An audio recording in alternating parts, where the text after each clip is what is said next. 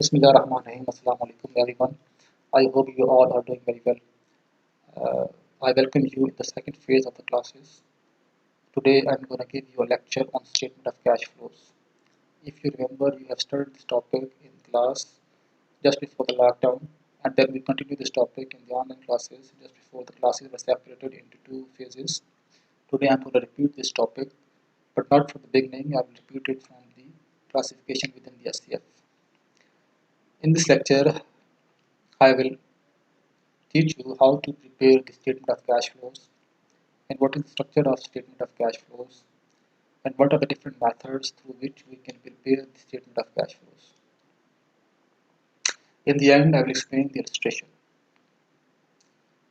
Cash flows, what do we mean by cash flow? Cash flow means inflows and outflows. Cash inflows represents cash receipts and cash outflows represents cash payments.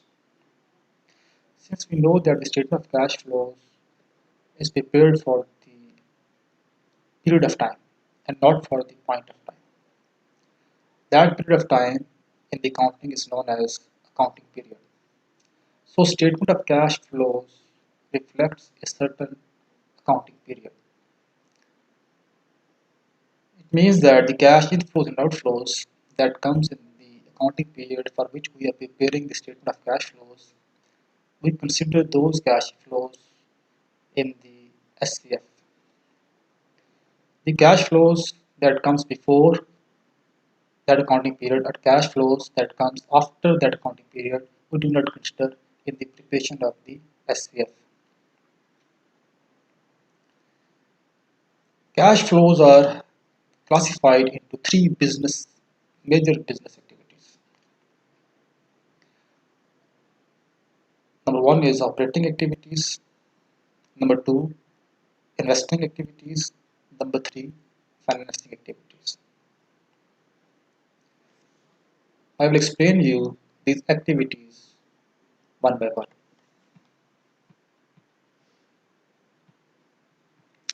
Operating activities. We will discuss what are the cash inflows and outflows that comes under the operating activities. You know that it involves the production and delivery of goods for sale. Cash inflows that includes the operating activities are, for example, number one, collection from customers for the cash sale of goods and services or the collection of accounts receivable. आपको पता है कि जो major source of cash inflow होता है वो business के core operation से आता है. फॉर एग्जांपल अगर एक बिजनेस जो है वो शू मेकिंग के अंदर है, फॉर एग्जांपल बाटा कंपनी है, तो उसका जो कोर बिजनेस है वो शू मैन्युफैक्चर करना है और उसको उसके बाद सेल करना है.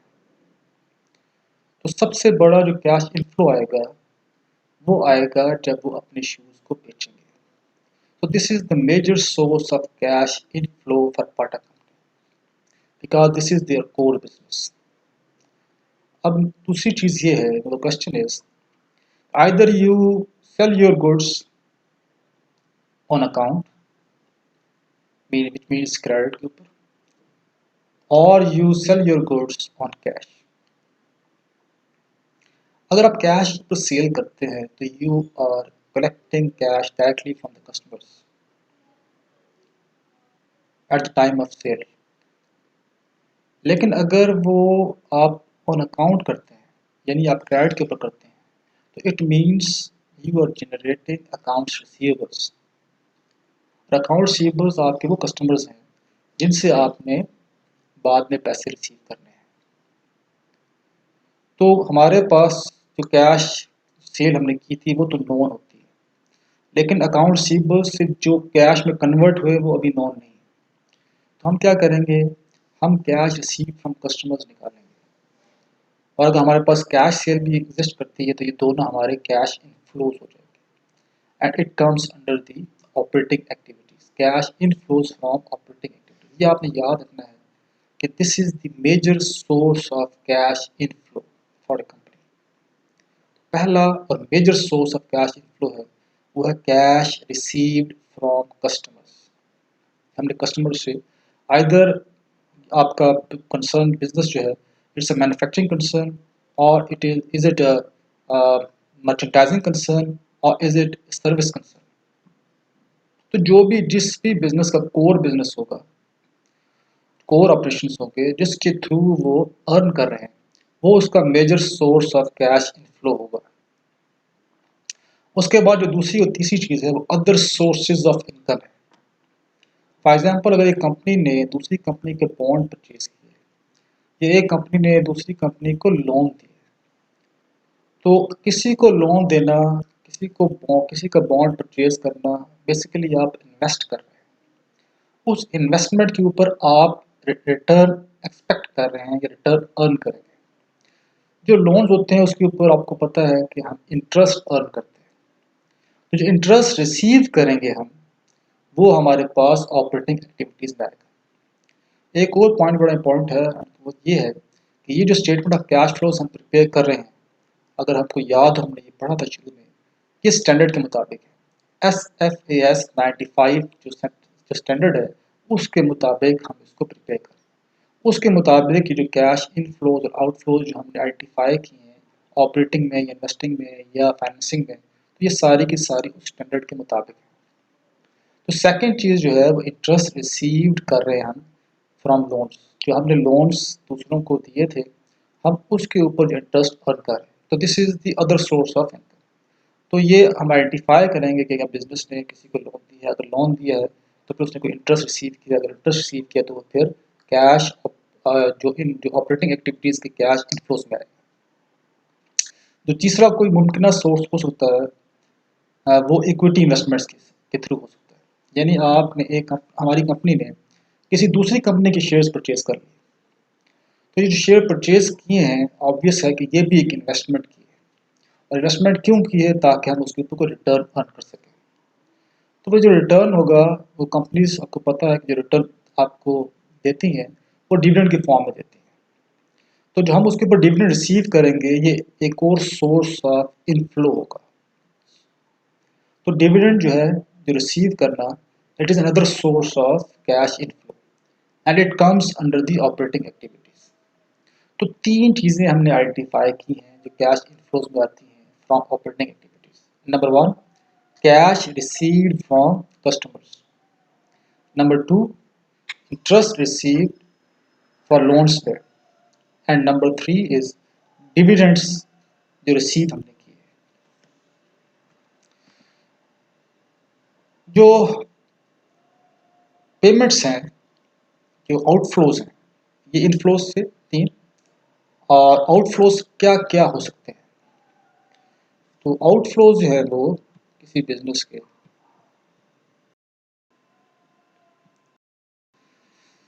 सो under the operating activities the major source of cash outflow है वो बेसिकली पेमेंट है for the acquisition of inventory.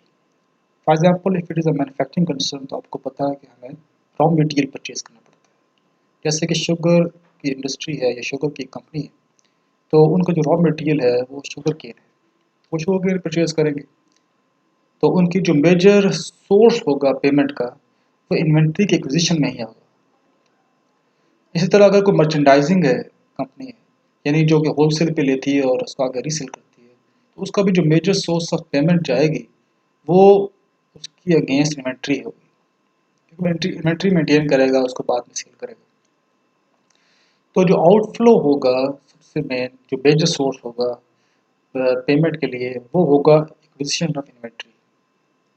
इसी तरह अगर एक कंपनी है तो ऑब्वियस है उसके अंदर एम्प्लॉयज़ काम कर रहे हैं, उसमें कोई एडमिन का डिपार्टमेंट भी होगा। अगर मैन्युफैक्चरिंग कंसर्न है तो लेबर भी होगी, और इसी तरह उसकी एडमिन होगा, उसका HR होगा, उसकी मार्केटिंग के लोग होंगे, अकाउंट्स का डिपार्टमेंट होगा, वहाँ पे कोई चौकीदार खड़ा होगा, कोई ऑफिस बॉयज़ होंगे, असिस्टेंट्स होंगे, तो एम्प्लॉयज़ होंगे। In other words you can say that every company has employees. तो वो एम्प्लॉयज़ होंगे। तो इन एम्प्लॉयज़ को आप क्या करेंगे? उन एम्प्लॉयज़ को उनके काम के सिले में आप उनको वेजेस देंगे या सैलरीज पे करेंगे। तो ये आपका कैश बिजनेस से बाहर जाएगा, यानी outflow. It goes out of the business, it means it is outflow. So you are paying your employees salaries and wages. Wages normally use होता है लेबर के लिए। तो गवर्नमेंट फॉर टैक्सेस, इसी तरह अगर आप प्रॉफिट अर्न करते हैं तो आपको यू हैव टू पे टैक्सेस, तो आप टैक्सेस पे करें। और इसी तरह जो आउटफ्लो एक और है जैसे कि इंटरेस्ट है। अगर कंपनी ने लोन लिया है, लोन लेना फाइनेंसिंग एक्टिविटी कहलाती है। तो लोन अगर आप कंपनी लेती है तो वो या बॉन्ड इशू करती है, तो उस लोन के ऊपर या बॉन्ड के ऊपर कंपनी को इंटरेस्ट पे करना होता है। तो इंटरेस्ट पे करेगी वो अपने लैंडर्स को, तो वो आउटफ्लो कहलाएगा और वो ऑपरेटिंग एक्टिविटी में आएगा। ठीक है, उसको आपने ऑपरेटिंग एक्टिविटी के अंदर लिखना है। एक और पॉइंट है द कैश आउटफ्लोज में रिप्रेजेंट पेमेंट्स फॉर गुड्स और सर्विसेज एक्वायर्ड करंटली और for the settlement of obligations charged to operations of prior periods. इस पॉइंट को जरा समझ लें। एक तो कैश आउटफ्लोज हो गई जो कि आप करंटली जो भी आप सर्विसेज प्रोवाइड कर रहे हैं या ले रहे हैं या आप गुड्स परचेज कर रहे हैं उसके अगेंस्ट पेमेंट कर रहे हैं, यहाँ तक तो बात समझ आती है। लेकिन जो सेकंड पॉइंट है for the settlement of obligations charge to operations of prior periods, आप हमें बात ये की थी कि जो statement of cash flows prepare कर रहे हैं ये रिप्रेजेंट करती है किसी अकाउंटिंग पीरियड को, यानी किसी स्पेसिफिक पीरियड ऑफ टाइम को। और दूसरी चीज़ जो हम इसके अंदर कंसिडर करते हैं वो सिर्फ कैश है, कैश का इन कैश का आउट। ठीक है, हम एक्रूवल्स को कंसिडर नहीं करते, वो डू नॉट कंसिडर एक्रूवल्स। और आपको ये पता है कि अकाउंटिंग जो है जो हम पढ़ते हैं या अकाउंट्स जो मेंटेन होते हैं वो कैश बेसिस पे नॉर्मली नहीं होते। ठीक है, गैप हमें कहता है कि आप उसको एक्रूवल बेस्ड के ऊपर अकाउंट्स को मेंटेन करें, यानी कि रेवेन्यू जिस अकाउंटिंग पीरियड में अर्न होगा उसमें कैश रिसीव होता है या नहीं होता हम उसको रिकॉर्ड करते हैं। एक्सपेंसेस जिस अकाउंटिंग पीरियड में इनकर होते हैं उसी अकाउंटिंग पीरियड में उसको रिकॉर्ड करते हैं। It doesn't matter whether you pay the expenses or you are not paying expenses in that accounting period. लेकिन if expenses are incurred in that accounting period for which you are preparing the statement of cash flows, तो वो expenses अगर पे नहीं हुए तो वो account statement of cash flows में नहीं आएंगे, चाहे वो एक्सपेंसेस इसी अकाउंटिंग पीरियड के हों, चाहे वो पिछले अकाउंटिंग पीरियड के हों, चाहे वो किसी अगले अकाउंटिंग पीरियड को रिलेट करें। फॉर एग्जांपल सैलरीज जो है वो ड्यू थी दिसंबर 31 को, लेकिन पे हुई जाके 5 जनवरी। अब ये एक्सपेंस पिछले अकाउंटिंग पीरियड का है। ठीक है, ये एक्सपेंस पिछले अकाउंटिंग पीरियड का है लेकिन पेमेंट इस अकाउंटिंग पीरियड में हो रही है। तो जिस अकाउंटिंग पीरियड में पेमेंट होगी उसी अकाउंटिंग पीरियड की जो स्टेटमेंट ऑफ कैश फ्लोज होगी उसमें हम उसको रिकॉर्ड करेंगे, क्योंकि हम उसमें एक्सपेंसेस कंसिडर नहीं करते बल्कि हम ये कंसिडर करते हैं कि कैश इस अकाउंटिंग पीरियड में पे हुआ है या रिसीव हुआ है या नहीं हुआ, जबकि हमें ये पता है कि एक्सपेंस इस अकाउंटिंग पीरियड का नहीं है, ये पिछले अकाउंटिंग पीरियड का था। लेकिन क्योंकि हम स्टेटमेंट ऑफ कैश फ्लोज बना रहे हैं तो हम ये चीज़ कंसिडर नहीं करते कि ये एक्सपेंस किस अकाउंटिंग पीरियड को रिलेट करता है। हम ये कंसिडर करते हैं कि क्या इस अकाउंटिंग पीरियड में कोई पेमेंट हुई है या नहीं हुई, या रिसीव हुआ है या नहीं। इसी तरह जैसे कि प्रीपेड एक्सपेंसेस होते हैं, आप for example at end of the accounting period आप पेमेंट्स कर रहे हैं, प्री पेमेंट्स कर रहे हैं, जैसे इंश्योरेंस है या रेंट है, वो नेक्स्ट अकाउंटिंग पीरियड का एक्सपेंस है, इस अकाउंटिंग पीरियड की नहीं है, लेकिन पेमेंट इस अकाउंटिंग पीरियड में हुई है। तो हम उसको जब statement of cash flow prepare करेंगे तो वो इस अकाउंटिंग पीरियड के कैश आउटफ्लोज जो कि ऑपरेटिंग एक्टिविटीज़ के होंगे उसमें आएगा। ठीक है, ये बात समझ आ गई। तो कैश का इन या आउट होना ज़रूरी है, एक्सपेंस का सिंपली इनकर करना ज़रूरी नहीं है या रेवेन्यू का अर्न करना ज़रूरी नहीं। मेन चीज़ ये है कि क्या कैश इन हुआ या कैश आउट हुआ इस अकाउंटिंग पीरियड में जिसके लिए हम statement of cash flows prepare कर रहे हैं। तो हमने ये दो चीज़ें देख ली है इसमें ऑपरेटिंग एक्टिविटीज़ के अंदर, एक कैश इनफ्लोज था और दूसरा cash outflows. Now we will discuss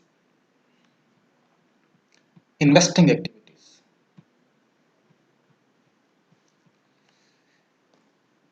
first, cash inflows from investing activities. Principal repayments by borrowers. जो प्रिंसिपल रीपेमेंट्स बाय बोरोवर्स, क्या मतलब हुआ इसका?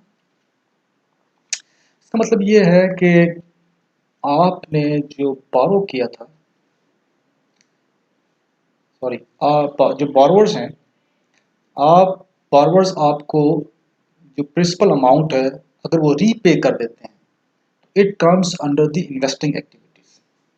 यानी जो आपने लैंडिंग की थी कंपनी ने किसी दूसरी कंपनी को, तो उस फॉर एग्जाम्पल 100,000 आपने किसी दूसरी कंपनी को लैंड किया, तो अगर वो 100,000 वापस कर देता है पूरे पूरा, या 50,000 फॉर एग्जाम्पल वापस कर देता है, तो ये कौन सी अमाउंट है?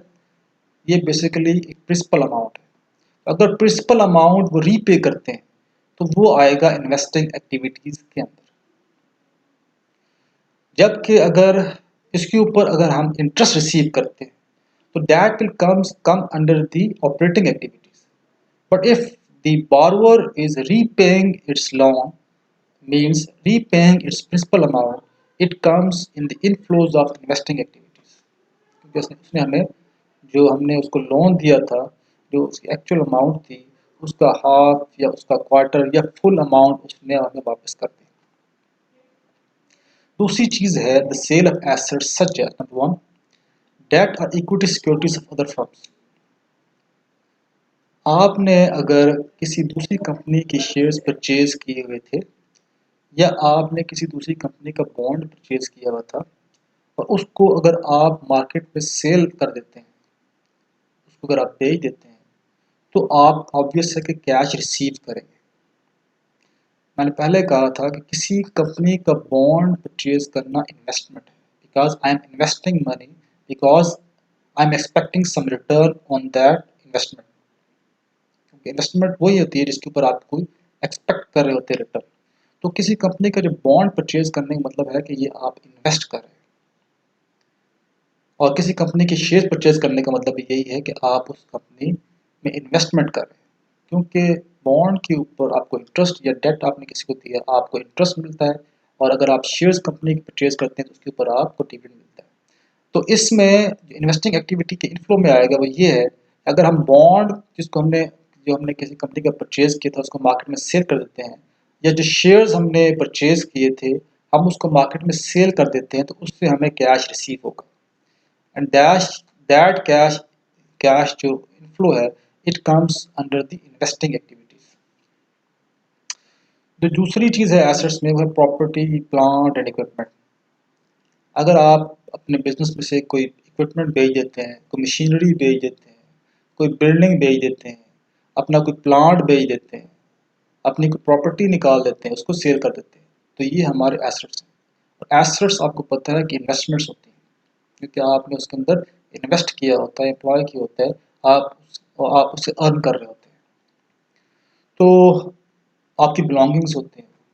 तो जब हम उसको सेल आउट कर देंगे तो हम उससे कैश रिसीव करेंगे। तो ये हमारे major sources of cash inflows हैं अंडर द इन्वेस्टिंग एक्टिविटीज। ठीक है, नेक्स्ट है cash outflows. What are the cash outflows for investing activities? तो इसमें नंबर 1 है लोन्स पेड और परचेज बाय द फर्म। वहाँ पे हमने उसको सेल आउट कर दिया था, यहाँ पे हम बता रहे हैं कि जब हम परचेज करेंगे, जब हम लोन जो है वो किसी फर्म को देंगे या बॉन्ड्स परचेज करेंगे, तो वो हमारे लिए इन्वेस्टिंग एक्टिविटी होगी। जैसे अभी मैंने थोड़ी देर पहले बताया कि अगर हम परचेज किया था हमने और हमने उसको बेचा है तो वो हमारा इनफ्लो है, लेकिन जब हम परचेज करेंगे उसी बॉन्ड को तो वो हमारा आउटफ्लो में आएगा। है इन्वेस्टिंग एक्टिविटी, लेकिन आएगा हमारे आउटफ्लो में। इस तरह अगर मैं किसी को लोन दिया है तो वो हमारे आउटफ्लो में आएगा, क्योंकि अब आपने पैसे किसी को दिए, पैसा बिजनेस में से निकल के दूसरे के हाथ में गया है। दूसरी चीज है payments to acquire assets such as, number A है डेट और equity securities of other firms. जब सेल करेंगे तो इनफ्लो में आएगा, जब हम परचेज करेंगे तो आउटफ्लो में जाएगा। तो ये जो बॉन्ड डेट है, ये बॉन्ड है या इक्विटी सिक्योरिटीज हैं किसी फर्म्स की, अगर हम परचेज करते हैं तो ऑब्वियसली कैश आउटफ्लो हो रहा है। ये इन्वेस्टिंग एक्टिविटी है और ये इन्वेस्टिंग एक्टिविटी के आउटफ्लो में आएगा। इसी तरह प्रॉपर्टी है, प्लांट है, इक्विपमेंट है, मशीनरी है, लैंड है, बिल्डिंग है, जब हम उसको परचेज करेंगे तो हमारी इन्वेस्टमेंट है, और इन्वेस्टमेंट और जब परचेज करेंगे तो ऑब्वियसली हम पेमेंट कर रहे हैं और वो कैश आउटफ्लो कंसिडर होगा, और वो कहाँ आएगा, इन्वेस्टिंग एक्टिविटीज के अंदर। थर्ड है financing activities.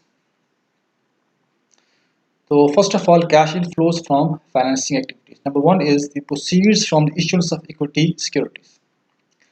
So the company can finance their needs through the issuance of equity securities. Equity क्या है, यानी शेयर्स को उन्होंने मार्केट में फ्लोट किया। जब शेयर्स को मार्केट में फ्लोट करेंगे तो वो वहाँ से कैश रिसीव करेंगे, तो उसको प्रोसीड्स कहते हैं। तो ये कैश इनफ्लो होगा किसी कंपनी का, proceeds from the issuance of equity securities. Likewise proceeds from the issuance of bonds, अगर बॉन्ड इशू करती है, मॉर्गेजेस इशू करती है, नोट्स इशू करती है, शॉर्ट टर्म सिक्योरिटीज इशू करती है जैसे कमर्शियल पेपर्स होते हैं, और लॉन्ग टर्म बोरोइंग्स में जाती है। तो फाइनेंसिंग करने के लिए या तो वो डेट सिक्योरिटीज़ की तरफ जाएगी या वो इक्विटी सिक्योरिटीज़ की तरफ जाएगी। तो ये जो इश्यूएंस ऑफ बॉन्ड्स, मॉर्गेजेस है, नोट्स है, शॉर्ट टर्म और लॉन्ग टर्म बोरोइंग्स है, तो ये सारी डेट सिक्योरिटीज़ में आता है। तो दो तरीक़ों से आपको पता है कि फाइनेंसिंग हो सकती है। First source is the equity and the other source is the bonds. तो इधर या डेट्स से कहते हैं, तो या वो शेयर्स को बेच के या फिर वो बॉन्ड्स वगैरह को बेच के अपनी फाइनेंसिंग कर सकते हैं। तो जब हम बेचेंगे या इश्यू करेंगे बॉन्ड्स फॉर एग्जांपल मार्केट के अंदर फ्लोट करेंगे, तो हम वहाँ से प्रोसीड्स आएंगे यानी कैश इनफ्लोस आएगा, और ये कैश इनफ्लो जो है वो फाइनेंसिंग एक्टिविटी में आएगा। तो ये दो मेजर सोर्सेज हैं फाइनेंसिंग के जिसके थ्रू हम कैश जनरेट कर सकते हैं, कैश जनरेट हो सकता है। तो these are the cash inflows from financing activities. और कैश आउटफ्लोज क्या होंगे, जो हमने शेयर्स जो है वो फ्लोट किए थे तो उसके ऊपर जब हम डिविडेंड पे करेंगे, जो डिविडेंड पे की पेमेंट होगी वो हमारे हमारे फाइनेंसिंग एक्टिविटीज में आउटफ्लोज में आएगी। The payment of dividends comes under the financing activities, it is outflow क्योंकि आप पे कर रहे हैं। Secondly outlays to repurchase the firms share of stock. अगर कंपनी अपने ही शेयर्स मार्केट से को रीपरचेज करती है, जिसे ट्रेजरी स्टॉक भी कहते हैं, तो कंपनी अगर अपने शेयर्स मार्केट से रीपरचेज करती है तो ऑब्वियस है कि उसके अगेंस्ट वो पेमेंट करेगी, तो जो आउटले होगा वो हमारा कैश आउटफ्लो होगा। इसी तरह outlays for the repayments of amount बारो, जो हमने अमाउंट बारो की थी तो उसकी जो प्रिंसिपल अमाउंट अगर हम पे करेंगे तो वो फाइनेंसिंग एक्टिविटी में आएगा। जो हमने लोन लिया या जो हमने बॉन्ड्स इशू किए थे या मॉर्गेजेस थी जिनके ऊपर हमने इंटरेस्ट पे करना था, तो जो इंटरेस्ट पे करेंगे वो ऑपरेटिंग एक्टिविटी में आएगा, लेकिन जो प्रिंसिपल अमाउंट हम रीपे करेंगे वो हमारी फाइनेंसिंग एक्टिविटी के आउटफ्लो में आएगा। ये पॉइंट आपने याद रखना है। इंटरेस्ट रिसीव हो, इंटरेस्ट पे हो, it comes under the operating activities. But when we talk about the principal amount receive हो या वो principal amount पे हो, तो वो हमारी अगर हमने बारो किए तो वो हमारे फाइनेंसिंग एक्टिविटी में आएगा। तो प्रिंसिपल अमाउंट जो होगी अगर आप उसको पे कर रहे हैं तो हमारे कैश आउटफ्लोज कहलाएंगे और वो फाइनेंसिंग एक्टिविटी का पार्ट होगा। दो मेथड्स नॉर्मली हम यूज़ करते हैं for the preparation of statement of cash flows. One is the direct method, and other one is the indirect method. और अगर आपको पता हो तो it is the compulsion by the regulatory bodies that the companies must prepare statement of cash flows, and they have to publish the statement of cash flows in the audited annual reports.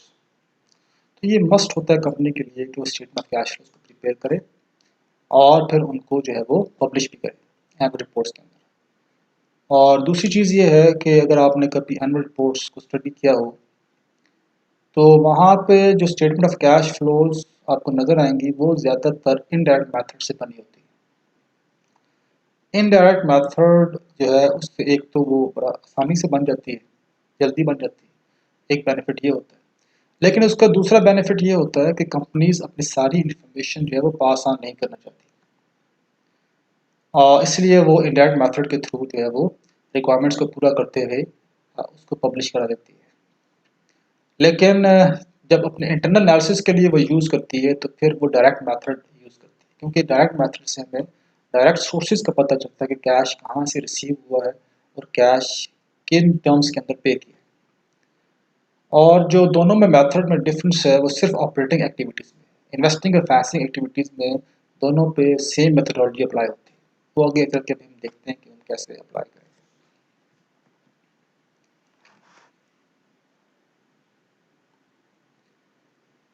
Direct method of reporting net cash flows from operating activities. Direct method में हम major classes of operating revenues show करते हैं कि हमारा cash inflow जो है वो operating activities के अंदर कैश इनफ्लो जो है वो किन सोर्सेज से हमें रिसीव हुआ है।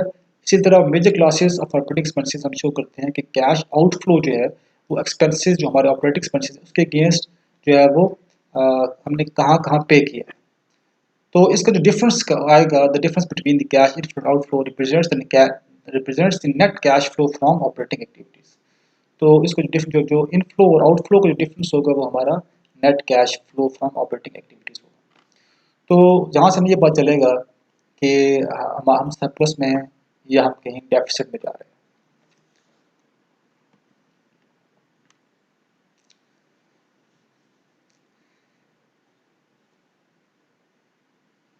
जो direct method of reporting net cash flows from operating activities, जैसे मैंने पहले आपको बताया था कि हमारी अकाउंटिंग जो है वो एक्रूअल बेस्ड होती है।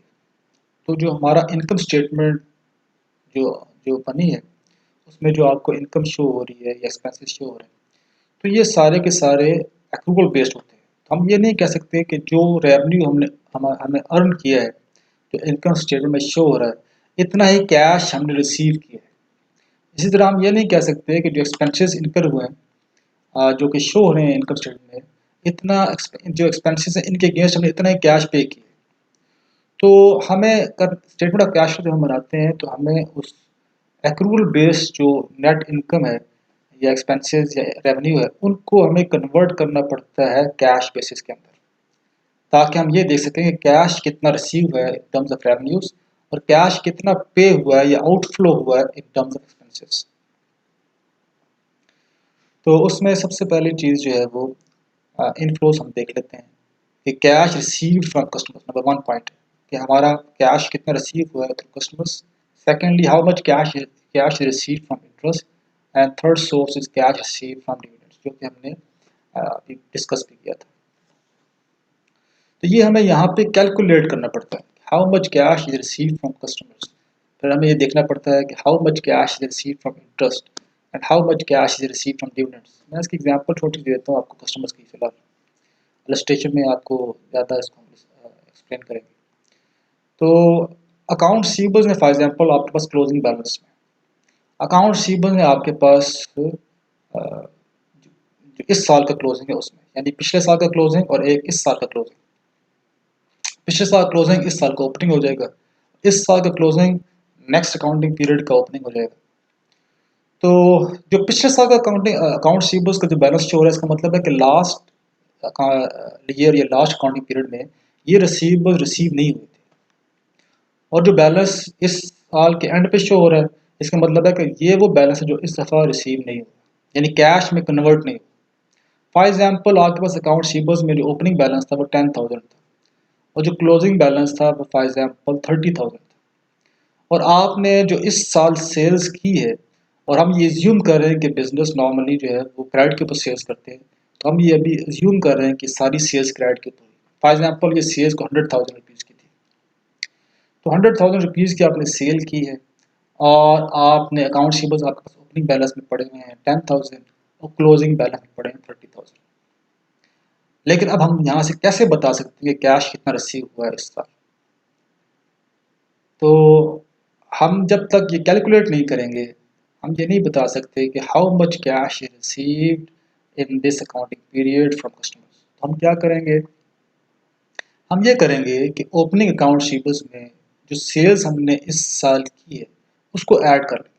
100,000 फॉर एग्जांपल हमने सेल्स की and all sales we assuming that it is on credit, और ओपनिंग अकाउंट रिसीवेबल में फॉर एग्जांपल 10,000 थे, तो 110,000 टोटल जो रिसीवेबल्स थे। In simple words, 110,000 amount was receivable in this year. But when we checked the closing balance of accounts receivables, we found that there is still $30,000 balance. तो $30,000 का balance पड़ा है। इसका मतलब है कि जो 30,000 रुपीज़ हैं, ये डॉलर्स हैं, ये अभी रिसीव नहीं हुए। तो 110,000 में से अगर हम 30,000 लेस कर रहे हैं तो हमारे पास क्या अमाउंट आ जाएगी? 110,000 जो थे ये टोटल रिसीवेबल्स थे, इसमें से 30,000 रिसीव नहीं हुए। इसका मतलब है कि 80,000 in this accounting period total becomes 110,000। 110,000 was received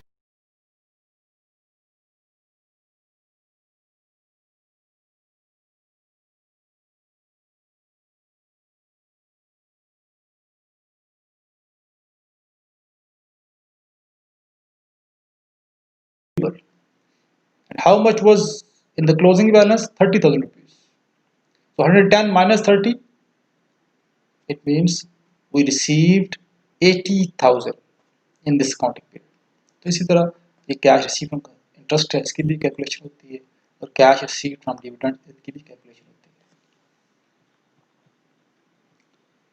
फिर यहाँ पे हम डायरेक्टली रिपोर्ट कर रहे हैं कि हमारा सोर्स ऑफ इनफ्लो क्या था। सिमिलरली हमने जो हमारे आउटफ्लोज हैं उनको भी क्लासिफाई करना है कि हमारे major sources of cash outflows क्या हैं under the operating expenses. First is cash paid to suppliers for inventory purchase. जैसे मैंने पहले कहा था कि जो मेजर सोर्स ऑफ आपकी पेमेंट होगी वो आप इन्वेंट्री जो परचेज कर रहे हैं आप उसके अगेंस्ट पे करेंगे। तो जो मेजर सोर्स है नंबर 1 हमने लिखा है cash paid to suppliers for inventory purchase. Second, इस पे भी हम कैलकुलेट करेंगे कि कितना हमने पे किया था, वो कैलकुलेशन हम उसको बाद में फिर डिस्कस करेंगे रजिस्ट्रेशन में। Second, cash paid to suppliers for other goods and services such as office supplies है, एडवर्टाइजिंग है, यूटिलिटीज है। इसी तरह कैश पेड टू एम्प्लॉइज है, यानी उसको हमने सैलरीज पे की है। इसी तरह cash paid to creditors for interest है, अगर आपने लोन लिया हुआ था उसके कुछ इंटरेस्ट पे करेंगे तो वो आप जितना कैश पे किया है वो वहाँ पे आ जाएगा। इसी तरह cash paid to government for taxes है, आपने जो टैक्सेस थे इस अकाउंटिंग पीरियड में आपने जो पे किए जिसके लिए आप स्टेटमेंट ऑफ कैश फ्लो बना रहे हैं, तो वो जितने भी आपने पे किए होंगे वो हमारे पास आउटफ्लो में आ जाएगा। तो ये जो इनफ्लो और आउटफ्लो का जो डिफरेंस होगा उसको हम कहेंगे net cash flow from operating activities. तो पहला आपने पढ़ा इनफ्लोज के सोर्सेज, उसमें इनफ्लोज आएंगे, और जब हमने इसमें से ये आउटफ्लोज लेस कर देंगे तो हमारे पास आ जाएगा net cash flow from operating activities. Indirect method of reporting net cash flow from operating activities, investing और फाइनेंसिंग हमने देख लिया था, वो सेम रहता है दोनों मेथड्स में। इनडायरेक्ट मेथड में आप डायरेक्ट सोर्स नहीं बताते कि आपने कैश किन सोर्सेज से रिसीव किया है और कैश किन के अगेंस्ट आपने पे किया है। इसमें सिंपल प्लस माइनस करते हैं, जैसे कि लिखा है नेट इनकम।